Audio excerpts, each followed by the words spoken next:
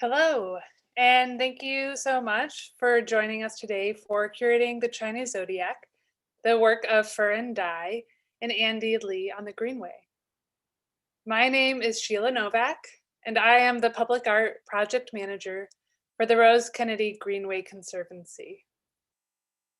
Today's presentation and conversation are being broadcast on Zoom, as well as YouTube, and on our website, and will be recorded and made available afterwards. Thank you to Melissa Lowe and Vanessa Wu for the interpretation services this evening. If you need interpretation services in Cantonese or Mandarin, both are available. Simply click the globe at the bottom of the screen and select the Chinese flag for Cantonese or the German flag for Mandarin. Unfortunately, Zoom does not provide more specific options, so our apologies for the inaccuracies in the flag buttons language options. We'd love to get a quick sense of who is with us today. So if you are joining us through Zoom, you will see a poll pop up on your screen. Please take a moment to choose the main reason you are turning in today. We will leave time at the end for questions and answers. If you submitted a question ahead of time, thank you. We'll address those at the end. If you would like to submit a question now or at any time throughout the presentation, we'd love to hear from you. You can use the Q&A function on your menu to type in your questions. Since we have attendees from far and wide, I am going to briefly orient you to the Rose Kennedy Greenway. The Greenway is a 1.5-mile public park running between Chinatown and the North End in downtown Boston. The reason that the park is linear and right downtown is because of the elevated highway that existed from the 1950s to 2003, as you can see here in our before picture. As part of the Big Dig project, a tunnel was built underground for the highway. And here is the after picture showing the new green space. The Greenway opened in 2008 as the Big Dig was wrapping up, and it sits atop the I-93 tunnel.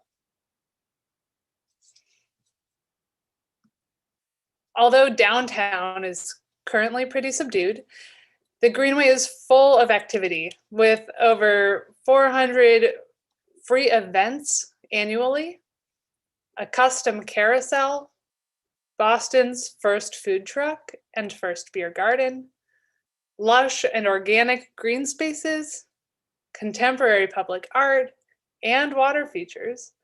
It's an amazing place, and you can learn more on our website. I work for the Greenway Conservancy, the nonprofit organization responsible for the management and care of the Greenway. Since this model is a little unusual in Massachusetts, I'll just point out that we are on state land, which is leased to our nonprofit by Mass DOT, and we have total operating control. So our nonprofit has a full horticulture and maintenance staff, in addition to programs, public art, development, and administrative staff. We envision a vibrant, inclusive, and evolving gathering place that ultimately raises the standard of excellence for urban park management. I'm excited to hear from the speakers that are joining us today and want to take a quick moment to introduce everyone. We're going to have some short presentations from both of the artists, followed by a lively conversation and culminating in some Q&A. With me today is Lucas Cowan, the Director and Curator of Public Art for the Rose Kennedy Greenway Conservancy. Also with us is Furen Dai, the artist for the Year of the Mouse, whose hybrid art practice utilizes video, sound, sculpture, painting, and collaboration. Dai received a Bachelor in Russian Language Studies from Beijing Foreign Studies University. She also holds an MFA degree from the School of the Museum of Fine Arts at Tufts University. Dai has received fellowships from the Milton and Sally Avey Arts Foundation, the Art Omi Residency, International Studio and Curatorial Programs, and NARS Foundation. And last but not least, Andy Lee, the artist for the Year of the Ox. Andy Lee is a Boston-based fiber artist. His work seeks to stitch together the common threads of individual experiences into an emotional landscape shared by the community. He graduated from Massachusetts College of Art and Design in 2012, and most recently, his fiber art has been exhibited at NADA Art Fair.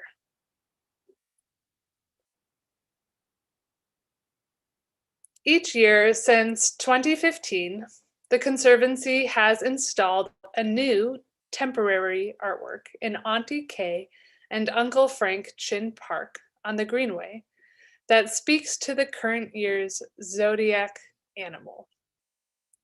These installations celebrate the culture, history, and traditions of the Lunar New Year and the Chinatown community through the ideas and expressions of contemporary artists.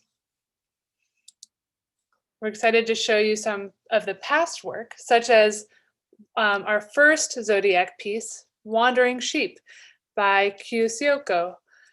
In 2015, made with handmade paper, this piece was an American for the Arts Award winner. Monkey Sea by Don Cannell in 2016 was a monkey fabricated from steel and glass. Make and Take by Chris Templeman of Boston in 2017 featured 2017 3D printed roosters that were modeled on a mass-produced rooster that's part of the collection of the Museum of Fine Arts in Boston. The Year of the Dog by Risa Puno in 2018 featured wooden blocks engraved with community stories on a large steel armature. And The Year of the Pig by Elliot Kaiser in 2019 featured 8 life-sized ceramic pigs that were exhibited across the length of the Greenway. And now, Furen Dai, who created a mouse with ears and tail out of neon light in celebration of the Year of the Mouse. Furen, we are so excited to have you share a little bit more about your practice today. So I'm going to hand it over to you now. Great. Thanks so much, Sheila. And also thank you to the Greenway for organizing this talk. I'm going to just do a very brief talk over the next 5 to 6 slides. And also please feel free to raise any questions along the way. Okay, I think we can go to the first slide, please. Yeah, so most of my previous works, as you can see right now on the screen, most of the times they're responding to specific subjects or time or location, and in the form of video performances, installation, and drawings. And when Lucas and Sheila first approached me with this possible commission, the first couple questions come to mind was, how do I make my work like responding to this topic while in connection with the previous work, and also how to bridge public art with my studio practice. So with this question, with this project, I've been given a very open-ended framework as to make a public art around the Year of Rat. So now I will break down this framework into 2 parts, the public art and the Year of Rat. So when I think about public art, a couple of things come to mind. The first is, like, how do I make a work that can stay outside for a whole year? And also, what's the purpose of doing this Zodiac series of work in this specific location? as Sheila described in the earlier presentation, like it is a site in between Chinatown and financial district and also close to the city's train station. So that is something that I need to consider. And then the third is, when I think about the audiences for the public art, I think the first group of people come to mind is the children. How do I make something that can be first understood by kids? And then at the center of the structure of this framework is the rat. So how do I respond to the rat? And when it is already an image or a symbol or animal that associated with so many meanings and sometimes a negative one. So when you think about like the union rat, the rat in the city, the rat in the subway station, like how do I respond to that? But at the same time, you also think, okay, rat is an occupant of the city, but most of the time they're invisible. So while I'm trying to understand all of this aspect, it really trying like in the process while I'm developing this project. And then I decided to approach via the language aspect. And on the screen right now, you see from the far left is the Auric bone script of the Chinese character mouse. And it slowly makes its transformation to the far right one, which is the contemporary Chinese figure. And as you can see, the Chinese character, they are pictogram. So when you look at the auric bone, they do look as a little mouse. Yes, and now here, so I decided to incorporate the little mouse into part of this design, and also using the characteristic of the Chinese figure, contemporary figure, by using the mouse, Chinese contemporary character as the body of the mouse, and adding on top the ears, the eyes, the mouth, and also the tail. So this would be like the center part of this piece. And then in terms of the medium, so I think about like a neon light, and because first I never used this medium before, and I'm interested in exploring this. And also at the same time, I'm thinking neon light as a medium which is overlapped with video, both in light and also in movement. And then the third one is, I feel it somehow echoes to the signs in Chinatown area too. So I think now we will move to the next slide where you can see so this is the installation of the actual work. And the next will be a video documentation. It's an animated neon light sculpture. And you can see this little mouse is running in circle. And you can see like the mouse is bouncing between like different forms in time. So thank you.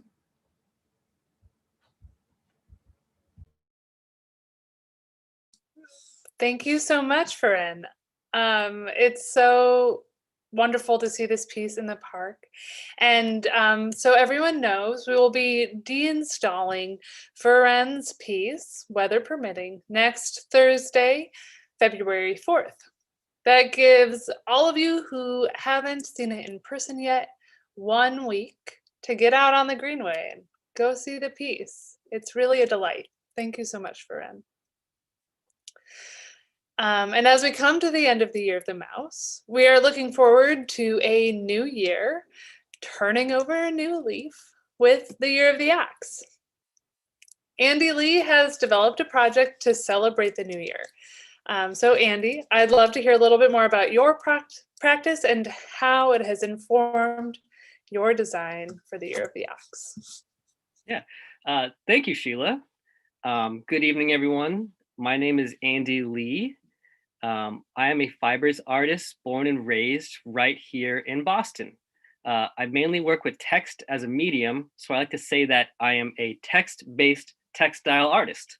I find that text helps build a picture from the inside out. I mean, like how a painter will create a scene or a photographer can capture a moment. I like to use text as the reactionary prompt so that the viewers can associate their own visuals from their own personal experiences. I imagine like giving you the keys to a car and you get to decide where you want to go. I always had an interest in text, but I feel like this piece was the one that propelled me down this path. We pulled roses from the garden and wished that they would grow back. I made this the day after the 2016 election. I felt that there was this energy shift in the air and that I wanted to acknowledge it. It was the first moment I felt such a shared experience on such a massive level, and I wanted to capture almost that speechlessness with my words. It made me realize how much the human experience can be shared, a rare glimpse of what it takes to be human.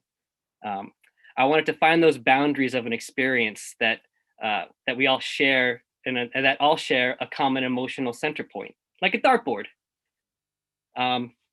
So a few months later, I moved to a new studio and found this marine flag nylon that I had been saving for whatever reason. And I may be a bit of a hoarder, but that doesn't matter. But my goal was to create a tangible version of my inner thoughts. Also, as some of you may know, I have a hard time getting to the point, so I decided to use the shape that gets to a point. So I had to work to get my thoughts in order. See, I see you out here doing what you can with what you got and living the dream. You know, it's a lot of things that I would say to myself in the mirror, but it's also that acknowledging of yourself in someone else. I like to place that energy that I'm feeling right in there. And I think that we would all love it if someone would say this to us at any time of the day. And then on this one, is this how you want to be remembered, or is this how you really should be? I made this piece the day after Ruth Bader Ginsburg passed away. And I was really thinking about legacy and remembrance and how no single person can truly be remembered the same way. And I wanted to confront that idea that is in all of us, you know, like mentally preparing ourselves with this question before we have to inevitably face that moment. And what's the worst that can happen if you believe in yourself more often? We can only know how capable we are by how far we're willing to put ourselves out there. So you got to put yourself out there. The fear that holds you back is also the reason to keep moving forward. And that brings me to now. The Year of the Ox. I am creating an installation called The Herd, which will be a series of double-sided banners in both English and Chinese that will be placed upon a few of the existing structures in Chin Park. My goal was to highlight the strongest attributes that make up the zodiac sign, but also I wanted to tackle the mythology and the history of the creature. There's a myth that the ox was sent from the heavens to help humanity farm in a time of famine, and it's kind of crazy even now, after such a wild year, we have the ox returning to once again lead us through a difficult time. But it's also about that human collaboration. The colors of the banner, which are also the ox's lucky colors, green and yellow, represents the crops that are grown. And by placing these banners onto the existing structures, I wanted to show that hardworking collaborative effort between humanity and the creature itself. And I'm really excited to see it go up. Me too, Andy. We're so excited to have your piece coming to the Greenway. For those who are out there and excited and interested, we'll be putting this piece up the week of February 8th. And we can expect the installation to take a few days, but we will definitely have the pieces up by Lunar New Year on February 12th. Personally, I am excited to try this whole New Year thing again. And so the Year of the Ox is going to be a great way for a fresh start. For those of us in our audience with questions, please submit your question in the Q&A function on our menu. We're going to move into our group discussion now, but we will get to those questions after I pick the brains of Lucas, Furen, and Andy. So it's really great to have you with us tonight. I'm so glad that we can take this time together to share your work and share your thinking. And so I have a few questions that I think will help us kind of better understand what curating and creating for the Chinese Zodiac can look like.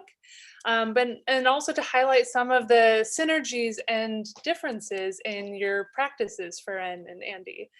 But to start, I want to get Lucas's voice in here as the curator for the Greenway.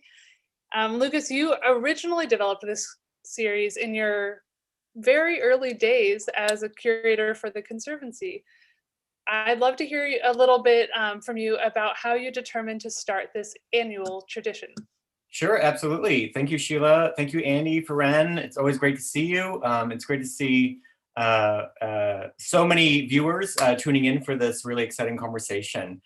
As Sheila said, this curation kind of started all the way back in thinking around in 2014, which seems forever ago. But when I first started at the Greenway in 2014, one of my main tasks was actually how to create something in Chinatown that would also help kind of connect Chinatown with the rest of the park itself, right? A lot of the park itself is very contiguous in the way it's connected, whereas Chinatown, the closest park to it is really Dewey Square, right? And there's a lot of aspects that you've got to go through. You've got to go through the financial district. You've got to go through the leather district. You've got to go through one of the largest 6-point intersection at Essex Street. And we wanted to also have something that would draw the public down to Chinatown. I think another thing to really state too is that all of our public art is privately funded for, right? And at the time in 2014, the building Radian was just being built and opening up in Chinatown. And the first few projects actually were helped with seed funding from the Hudson Group and Forest City that helped build Radian. And so that was kind of also an impetus for us to be able to bring in and think about this annual rotation in this space. One of the things that I was really thinking about, because Chinatown is so historically rich in culture, and it has a very strong cultural community that exists in it, is how we could connect culture to not just one specific population, but to all population. And that it relates to us all in terms of being, born maybe under a certain sign, right? That was one of the things that I was thinking about. I was thinking about the way we think about signs in Western culture and how we think about signs that were born under in Eastern culture, right? And so this idea of the zodiac kind of really came to the forefront. It was something that I researched and was really excited about, of thinking about how these specific attributes are celebrated year after year, yet they change in some ways depending on the lucky colors or the date specifically in which it's falling under. And so, the other aspect to this too was thinking how we could create an annual rotation that was temporary. Everything we do on the Greenway is temporary and contemporary. And to always have a form of public art in Chinatown or in Chin Park that would create kind of like a new and refreshed aspect that could be seen every year, especially in winter. We change out the Dewey Square mural in the spring, and it's like we're always looking for that bright color, that bright pop. But in those January, February months where it's all just winter and cold, to have something new to bring to the community and to be excited about, and also to be celebrated around one of the largest festivals and celebrations in Chinatown was really important.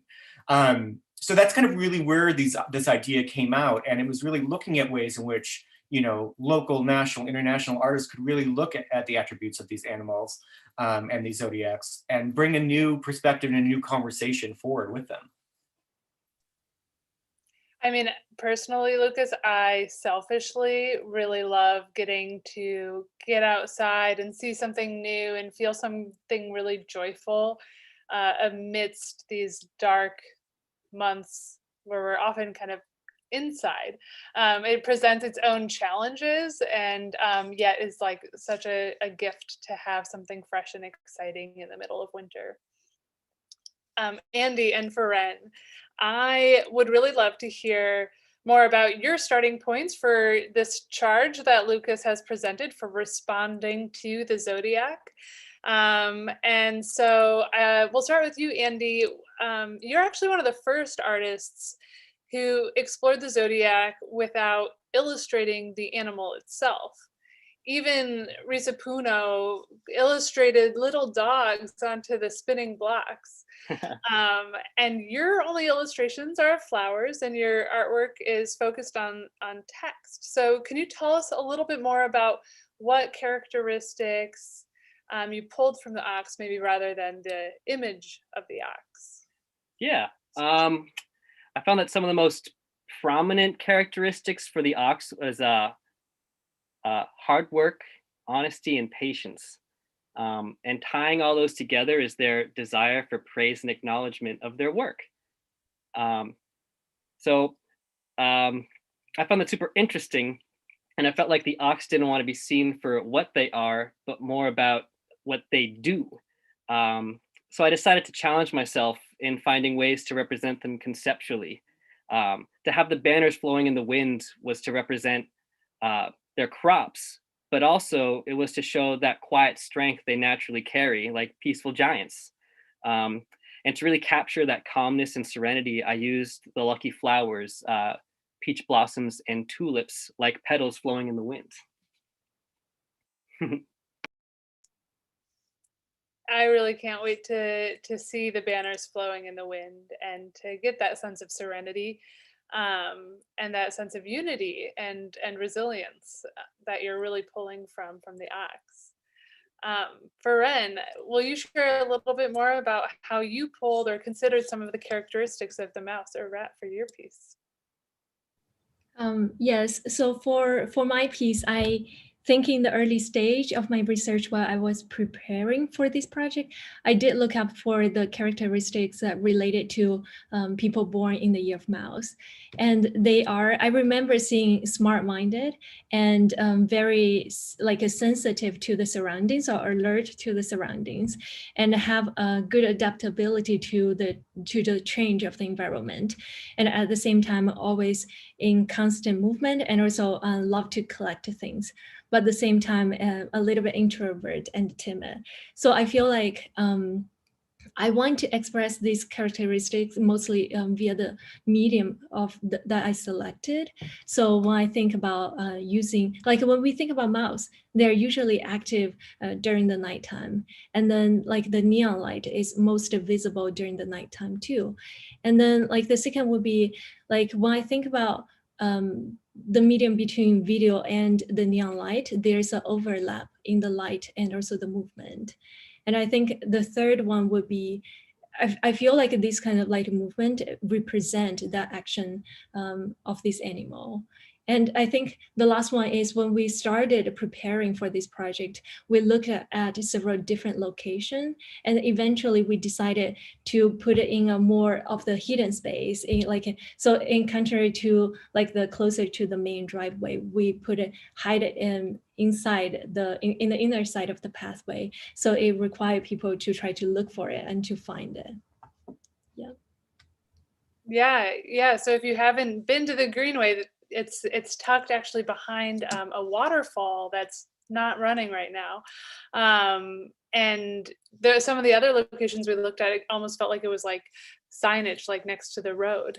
And I love the sharing of the piece at night. The piece is visible and interesting during the day, but in the night it takes on a totally different character, which is something that makes winter also really joyful for this piece.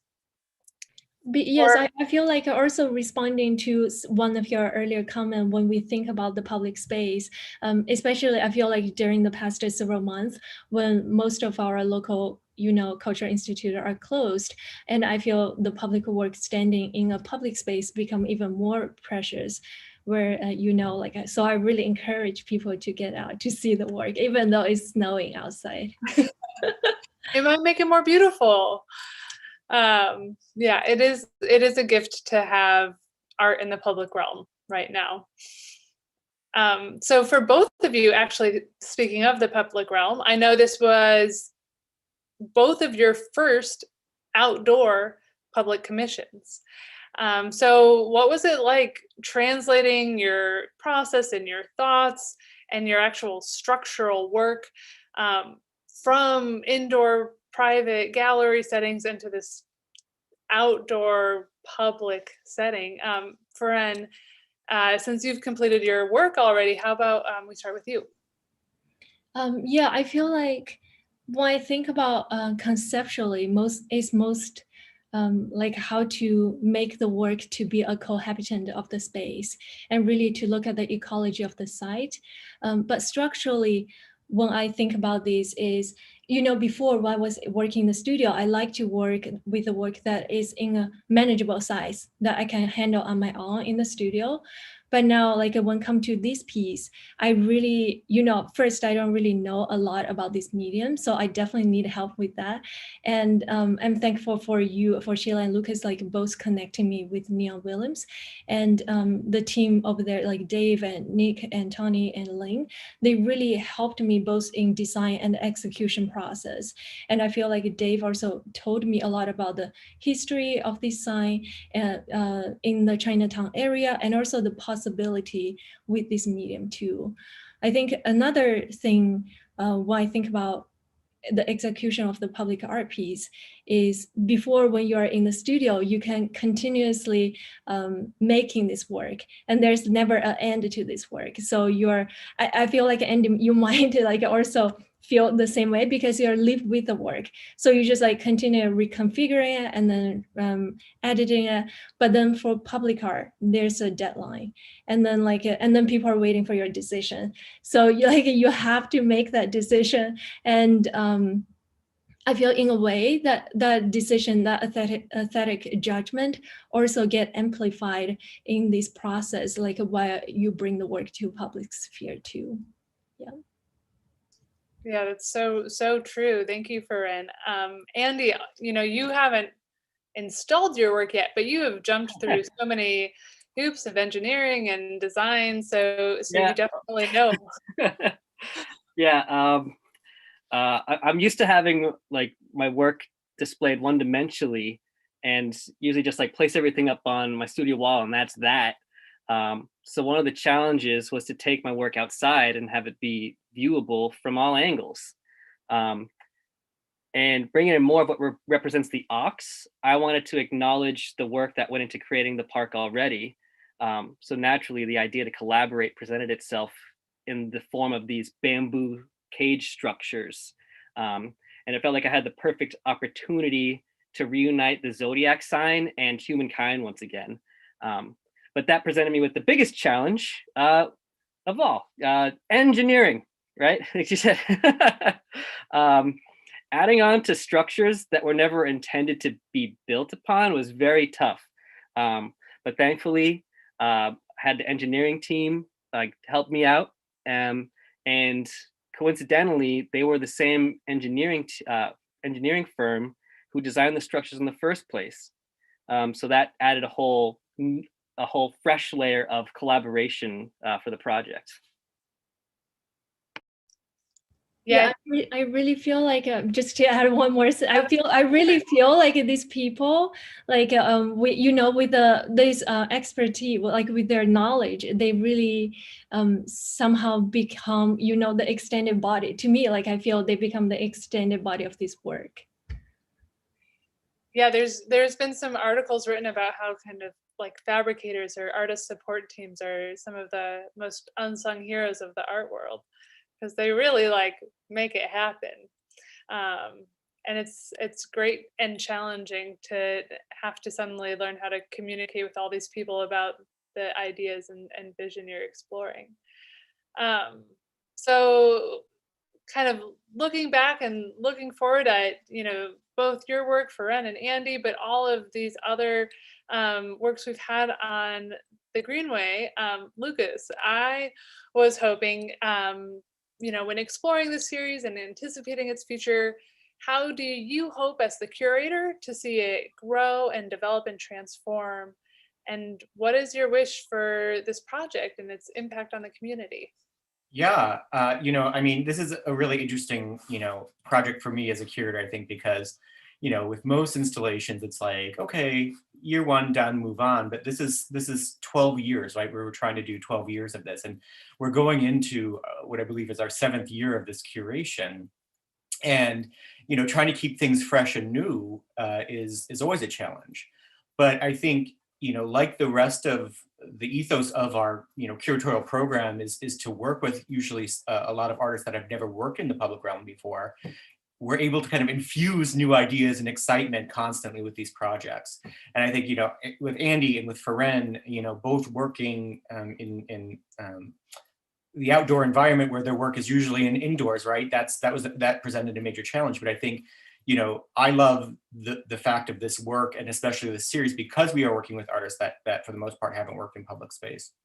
And so it becomes such a wonderful, I think, education and collaboration, as Furen was even saying, you know, in understanding their work and how it sits both indoors and outdoors and how it translates, right? And I think something that we'll get to maybe hopefully a little bit later on is this idea that they're both working in text, right? But I with this project, in conceiving it, really, you know, I wanted to think about materials, right? I wanted to think about this change out every year of not actually having repetition within the materials that we were using. And as, you know, Sheila kind of clearly pointed out in the earlier slides of past Zodiacs, we've yet to replicate the same materiality, right?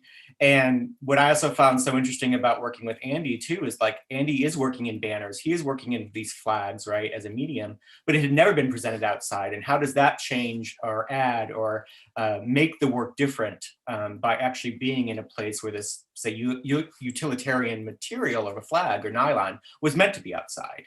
And then also using kind of the existing infrastructure, right? You know, we talk about public art really changing the environments that we think we know, right? And adding new conversation to it.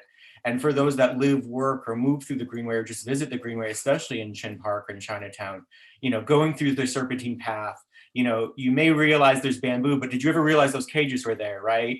So it's just, it's creating a newness to the site. And that's something that I constantly love to constantly reevaluate. And even with Furen's work, placing, you know, the Year of the Mouse over the waterfall in this quiet area that's not at the street level, right? To pull you in again to experience something that you may not have in previous. But I think also too, what's so important is that, you know, remembering that the community of Chinatown, you know, is so steeped with residents that have been there forever, right? It's generational, and you've got the young kids, and you've got the elders and the grandparents and the families and the restaurants and the business owners. And so how you can create kind of these generational conversations as well too, as they're out there meeting their friends and the family, and or playing with their kids on the playground out there, and how you can tell these stories, right, back and forth. You know, with Furen even, you know, her work being text-based and telling the history of script, right, to this idea of, you know, basically, in a sense, creating an emoji, right, as well too, of how we're speaking now in a contemporary language, and how that can be a conversation that can be had generationally at the same time. And then I think just really this idea, you know, some of the projects that we've done in Chinatown and Chin Park have been really artist engagements with the community, right? Risa Puno was really one of the first artists in this series to really work with community and work with partners like ACDC and POW Art Center and Main Streets to kind of cohesively kind of create an idea that was really reflective of the community. The community's voice was literally inscribed on this artwork to tell the stories of why they loved it. And then looking at Yuwen Wu's work, who's recently was up on the Greenway in Chin Park with Lantern Stories, and how she worked with community. And then even thinking back all the way to about, I think it was 2015, 2016, of Wen T's work, in which he was telling the history and the stories of the immigrants that existed and came over into Chinatown, and bringing those histories to life, right? So I think I want it to continue in this way of newness. I want it to continue in engaging these conversations, but also, you know, having that personal reflection of, if you are born in this character, you know, do you see yourself in it, right? I mean, I think we always want to see ourselves in art in some way or another. So I hope those are some things that continue on with this series as we go forward. And I hope to continually engage artists that are so creative in the ways in which they're interpreting these animals. Yeah, I think just looking at the breadth and examples of the Zodiac that we showed earlier, and that is in the park right now and coming, it's clear that you can present an artist with this simple, consistent task: make a piece of artwork for the Chinese Zodiac. And you can get so many different responses and takes and interpretations, and it's really joyful to see these differences. And as you said, Lucas, the Chinatown community is one of the very, very special communities on the Greenway. I have personally had a lot of pleasure of working with the Chinatown community, especially like with Wen's piece and on the Zodiac. And so for you, Furen and Andy, as artists from Boston and, familiar with, or, degrees of familiar with the Chinatown community, how did you think about the Chinatown community and that specific audience when planning for or creating your piece? Maybe I should tell you who to start with. Let's start with Andy. Yeah. I think I wouldn't exist without Chinatown. My parents are both martial artists and met at the Wallum School. My parents, Yao and Dory Lee, hi mom, hi dad. They started the Boston Kung Fu Tai Chi Institute, and we would actually do the lion dance for Chinese New Year. I still have that drum beat in me, and I can see the cabbage flying in the air, and I can still smell the firecrackers, and I could still get the excitement of opening those red envelopes. So to be able to have my art shown in a place where my parents express their art form is something so rare these days, and is very special to me. So the Chinatown community has a very big place in my heart. And especially after such a tough year, I wanted to have the Ox be like a motivator for anyone and everyone. In a time of such isolation, we are still capable of that strength, but also that strength ripples through, and it boosts the entire community. I feel like we definitely need the boost too. So, I mean, for me, I think the community is actually precisely the first thing come to mind when I think about these. And also the Chinese language is the main language for this project too, because sometimes, very often I encounter with this question when people ask me why you don't use Chinese for your video piece. And to me, I feel like, this language identity, they're not fixed. And you could always keep responding. Like, for example, if I'm doing this project and I'm thinking in English, all the materials I'm reading are in English, then that work would embody that way of thinking. And in this specific project, I feel it embodied my role as working as a translator in, before. And what I'm trying to do is really, finding the common ground in this piece, and also providing access from both sides for people to understand it. And I feel like also, like what Lucas mentioned earlier, is trying to add more conversation to this site, and also trying to break certain images that is being diffused with the Chinese culture too. Yeah. Well, we are so thrilled to have both of your work on the Greenway, and especially to have Boston-based artists presenting this work. And one thing that I know about your work is this isn't the first time that you've had your work intersect. The Boston Art Book Fair was another space where your work sat close to each other. And one really exciting synergy between both of your practices is the fact that you utilize language and text as a starting point. So Furen and Andy, I want to hear from both of you, but let's start with Furen. Can you share why language and text is important to your expression? I'm muted. Okay, yeah, I think I feel like that definitely goes in like my interest in language and also working experiences as translator. But I'm also thinking that we all like grow up in language, so we understand like sometimes the language come with certain conventions. And as artists, when we are using language, we're trying to break that convention and then just trying to see the possibility with it. And also another thing I've been thinking a lot is I feel language really serve as an archive, as it documented, like the form and the way how it's being used both by the user and and also by the person who created. And also it reflects on the, society change as how the way we use the language. So it almost like function as a timestamp, document this word's meaning in this specific location at this time. So, but also one thing I think I'm aware of is when you're insert text into your work, it sometimes insert this authorship, and also sometimes it almost circle a framework as how people to engage with your work.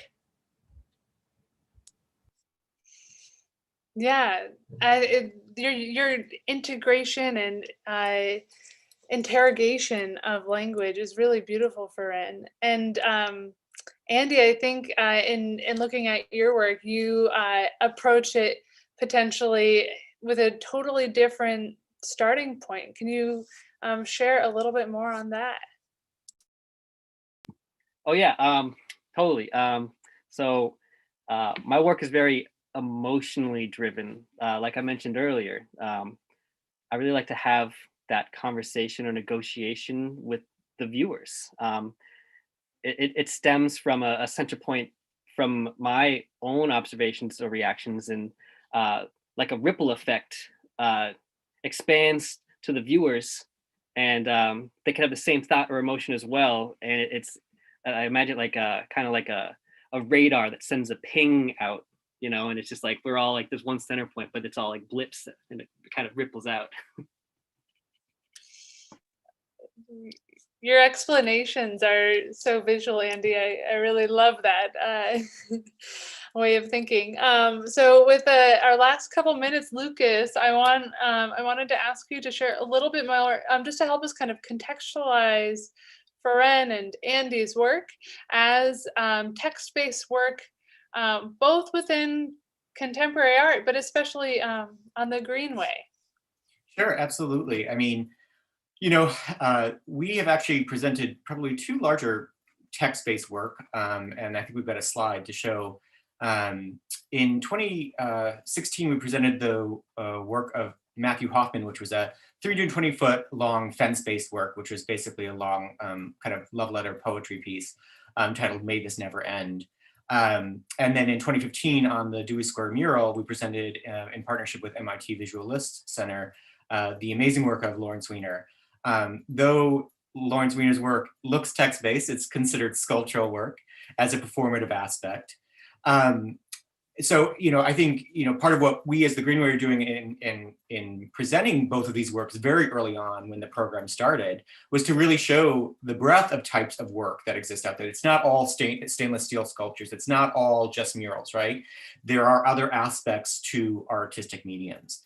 And I wanted to just pull up kind of this other slide here, kind of showing kind of more historical based works in the contemporary world of artists by Barbara Kruger and Jenny Holzer and Ann Kawara, Ed Ruscha, Christopher Wool, Bruce Nauman, Mel Bachner, and Kay Rosen, as these are really artists who have really set the stage for this type of medium. And I think what's really important is to talk about this not in terms of light projection or as in a painting itself or as in just text, is that text is actually a medium, right? Text is an art form. Text is a medium based. I think poetry and the emotions that poetry can make us feel, right? Or calligraphy, the beauty of calligraphy and how even in Chinese culture, essentially calligraphy is so important and artists train years and over again to get this specific tradition of line and statement across, right?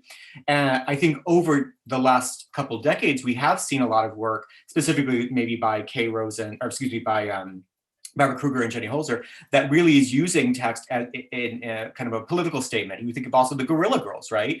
Using facts and ideas and text as ways to get information, emotion, and feeling across to help change, right? Art is about feeling, it's about the interpretation. So by reading this, we create our own visions, we create our own emotions based off of this. And so I think that's really important always to remember is like, text is an art form and that it's just as important as paint, clay, steel, and other mediums that are out there. Totally. It's so fun to have these text-based art on the Greenway for the Zodiac. So thank you all who put questions in. We want to take some time now to answer as many questions as we can get to. And thanks to those of you who sent questions in advance. If you still have burning questions, throw them into the Q&A function on the Zoom webinar, which you should see at the bottom of your screen. So first, for Andy, was your artwork already planned prior to the start of the pandemic, or did you think about incorporating the pandemic into the work? Is it coincidental that the piece is called The Herd, which when we as a society are looking at, building herd immunity, how have you thought about the pandemic in your work? Oh, geez. Well, I really had a difficult time creating work during the early stages of the pandemic. I took a step back from creating for a bit, and just to just tune out and just try to observe the world. So when I was approached by Lucas for this project, it was like all that time observing and drifting through just realigned, and I had a burst of energy towards just one direction. And so yeah, my process changed, but not in the direct way of creation, but more in the realization of how important my emotional process is, and just trying to be patient with it.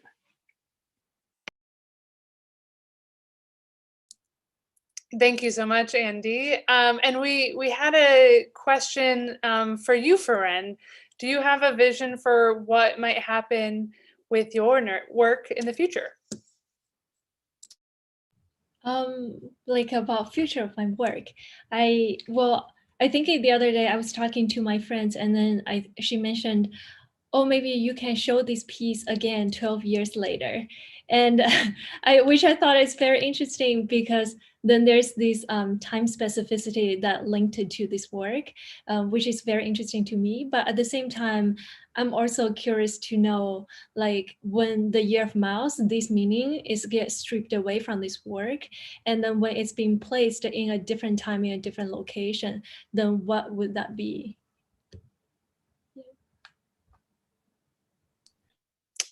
Yeah, totally. It's always a gift to have these massive pieces of steel and neon that you get to cart around and store and figure out what to do with. So I have a question for you, Andy. How many banners will be installed, and is there a reason for that number? Yeah, well, there's 24 banners total going up. And we were thinking about space and thinking about area coverage, and at first I was considering the density of the pieces, thinking a herd moving together, but I kind of, as we move forward, I was accepting that I liked the airiness of it too. You'll be able to read them all. If they're so dense, they'll kind of overshadow each other. So it's kind of just working to place them all in a nice succinct manner, like the ox. Orderly. Definitely.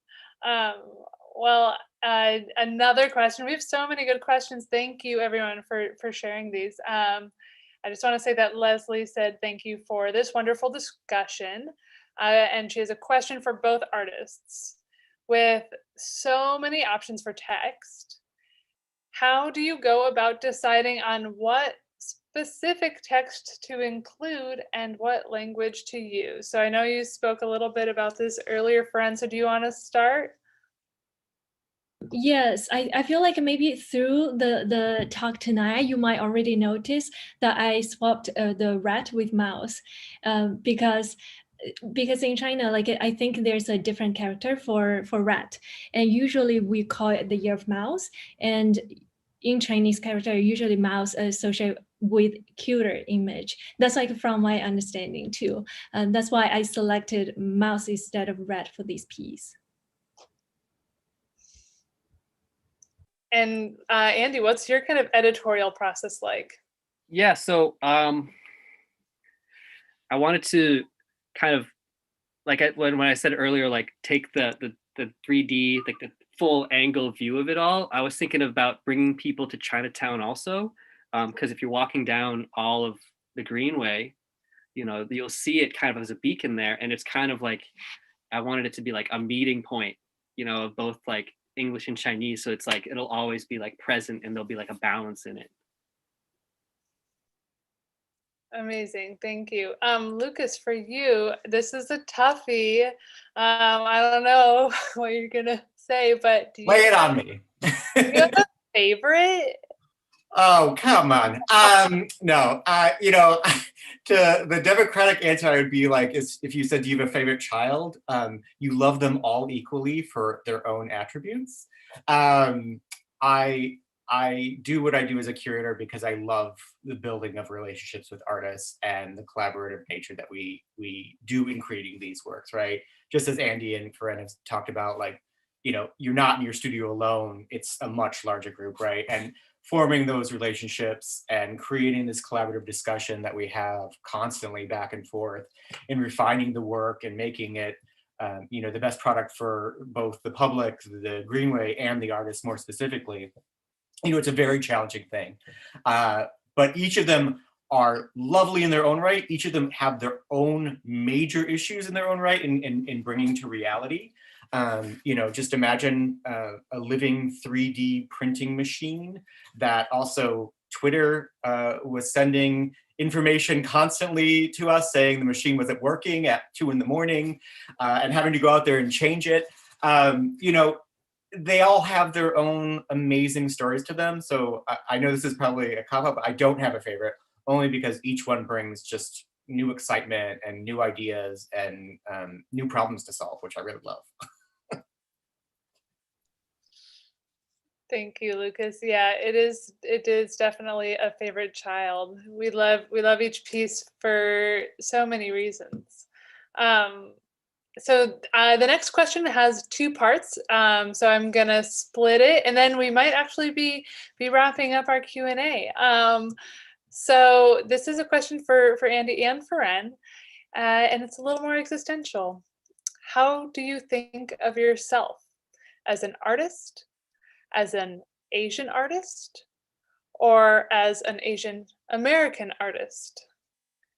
And I guess the second part correlates, so I won't split it up. I'm going to edit that. How are you seen in the art world and by the public world generally? So how do you consider yourself, and how do you believe you are perceived? Anyone feel ready for that? No, so Andy, sorry. Yeah, that's an intense question. I don't know. I think, you know, that question I always come back to is like, you know, how do you fill that bubble out on those like forms you would get? And I'd always, you know, it'd always be other, because I'm half Chinese and like half American Irish. So I guess I would say like I would be like an Asian American artist. I don't know. I guess I just never really took a moment to think about it as much. So I'm definitely gonna like process that a lot more now, because I try to. I don't know. That's tough. That's super tough. That's okay. Yeah, questions of identity are inherently really hard. DM me and we'll talk about it. You know, it's easier not on the spot. Andy, I will just say one thing. I mean, in previous conversations we've had, you have talked about, you know, specifically the influence of Chinatown on your childhood and growing up, right? Sure. Yeah. And how you can't remember, you know, a day in your childhood without being there, or going to the studio with your father and your mother, right? And how that, I think, especially in the curation of this, when we started talking, you know, months ago about this, the excitement that you had in actually being able to be, I think you said something along the lines of wanting to be, you're finally being represented, you know, in a physical form, other than you running and playing and celebrating and confetti and the lion heads, right? And how that is kind of like culminating in like this aspect of also this piece that you're creating. I'm not speaking for you. I'm just saying those are some of the conversations we had. So. Yeah, I feel like for me, I don't think this is a either or kind of answer, because it's all incorporated together. And I feel like I also touched upon earlier in the talk too. I don't feel that language and identity are fixed thing. So like it's really about like a different portions, and it's constantly in influx. Like, you know, during certain moment of the time, you feel more attached to certain part of these of all these things. I feel like that also in, you know, in correlation to art too, like when you think about art, there's like the audiences, the site, the location, like all these elements. And in like in public art, maybe the community and audiences become like a larger portion. And in other of your project, then, you know, the location become more dominant. So it's not a really a either or, I'm an artist or Asian American artist, but it's like all, you know, like integrated together. That totally makes sense. Yeah, you can be all of those things. You don't have to be one or the other. Well, it is past 8 o'clock by 1 minute. So we want to be respectful of everyone's time. Thank you so much for joining us. We're sorry if we could not get to your question. And we are so glad to be joined by so many members of the Greenway community, board members, and volunteers this evening. If we were not able to address your question, please feel free to email us at info@rosekennedygreenway.org. You can also follow our social media accounts to learn more about the public art program and everything else we offer. You can also follow Furen and Andy's social media accounts and follow up with them personally if you want to learn more. Today's program is part of a series of webinars the Conservancy has hosted this past year to share the Greenway stories digitally for our friends and supporters amidst the pandemic.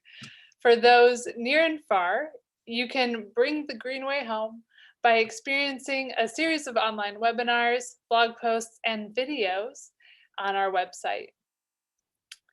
In these challenging times, the Conservancy remains committed to providing you with a world-class public park, and we're so grateful for our Greenway community, from our board members and staff to our volunteers and donors. As so many are, we are continuing to react to significant financial challenges. In 2020, our earned income, which typically is a third of our annual budget, was lower by $1.25 million due to lower rent from our food trucks and delayed openings for our programming. In addition, we had to cancel our biggest fundraising event of the year, our June Gala on the Greenway. We did receive PPP funding, but we still had to make significant budget reductions in both 2020 and 2021. While we are thrilled that vaccines are on the way, we know that 2021 will continue to be challenging from both financial and operational standpoints. We are very grateful for the funding support for these curations provided by the Barr Foundation, the Mabel Louise Riley Foundation, the New England Foundation for the Arts, the TD Charitable Foundation, and the Lawrence and Lillian Solomon Foundation. Because most of our annual comes from private sources, support for the Conservancy is sorely needed in order to continue to provide the community with a safe and beautiful haven. We appreciate our family of supporters more now than ever. If you can help the Greenway by making a donation or joining our volunteer program, we would love that. With that, thank you again for joining us, and we hope to see you on the Greenway. And go get out there, see Furen's piece by next Thursday and Andy's piece around February 12th.